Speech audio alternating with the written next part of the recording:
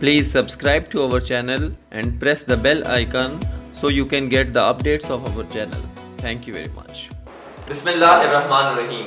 मैं हूं मोहम्मद उमर अब्दुल्ला और आज मैं आपसे चंद आइडियाज़ शेयर करूंगा कि हम अपने दिन को कैसे प्रोडक्टिव बना सकते हैं, हम अपने दिन के अंदर कैसे ज़्यादा से ज़्यादा काम मुकम्मल कर सकते हैं। जो सबसे पहली बात और अहम बात है वो ये है कि हम में से हर एक के पास एक डायरी होनी चाहिए, एक स्केड्यूलर होना चाहिए जिसमें हम अपना स्केड्यूल लिख सकें।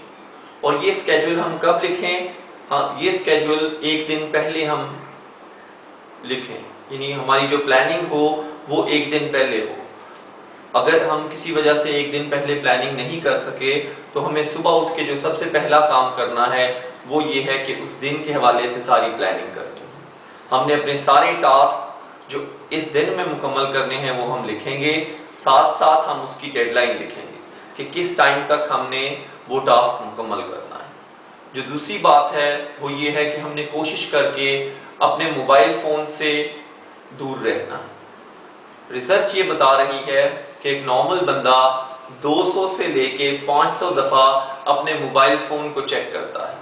ये सोशल मीडिया बहुत सारे हमारे कामों को डिस्टर्ब कर रही है और हमारा जो फोकस है वो ख़राब कर रही है। अगर हम अपने कामों में फोकस रखेंगे तो प्रोडक्टिविटी खुद ब खुद जो है वो बेहतर होती जाएगी। जो तीसरा काम है वो ये है कि हम जो अपना काम करेंगे वो 90 मिनट्स के चंक्स के अंदर करेंगे, यानी हम 90 मिनट के लिए काम करेंगे और उसके बाद हम 10 मिनट के लिए रेस्ट करेंगे, फिर हम 90 मिनट के लिए काम करेंगे और फिर हम 10 मिनट के लिए रेस्ट करेंगे। इसके साथ साथ हमने ये भी कोशिश करनी है कि सारे के सारे काम हम खुद ना करें, हम अपने काम डेलीगेट कर दें। डेलीगेशन की टेक्निक के साथ हम एक टीम बनाते हुए बहुत सारे काम हम उनसे भी मुकम्मल करवाएं। इससे क्या होगा कि जो बहुत अहम काम हैं वो हम मुकम्मल करेंगे और जो कम अहम हैं वो हमारी टीम मुकम्मल करेगी।